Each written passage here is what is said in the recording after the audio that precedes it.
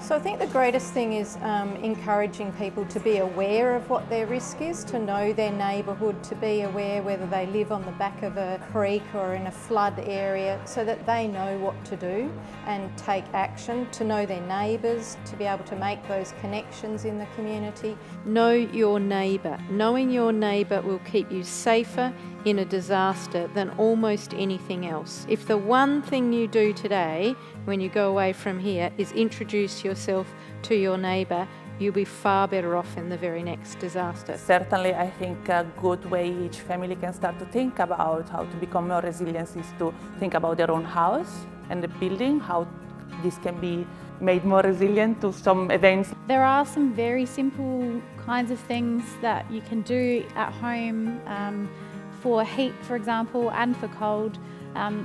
If you don't already have block-out curtains, you can get yourself some block-out curtains or add some extra fabric to the backing of your curtains just to make them keep the heat out in summer and keep the heat in winter.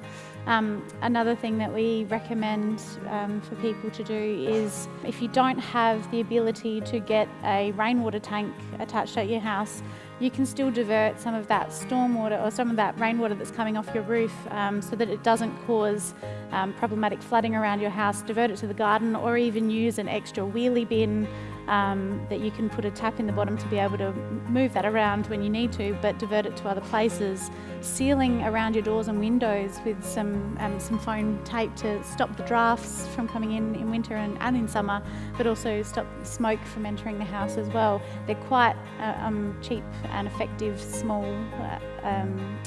measures that you can take. Everybody can take them, and I have definitely done them myself in rental properties over the years.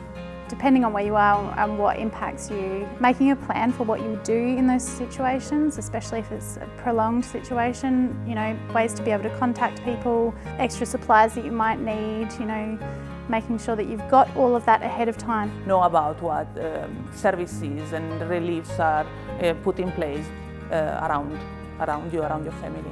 Having enough stuff to last you for 2 or 3 or 4 days, 72 hours of stuff, medication, food, whatever, and to be able to take it with you if you had to move. Having some kind of connection that you can call on really helps you cope with the situation. It gives you resources, makes you not feel so alone. You need a community of people to make a difference. Do what you can, not what you can't.